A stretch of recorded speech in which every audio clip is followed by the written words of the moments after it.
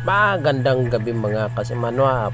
Ayan po yung niluluto natin ay tinatawag yan sa amin sa probinsya na kagas-kagas.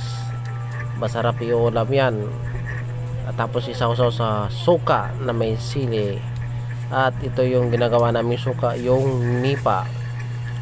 Bagong kuha lang yan.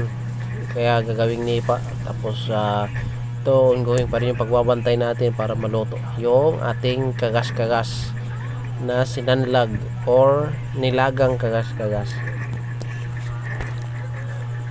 Masarap din po ito at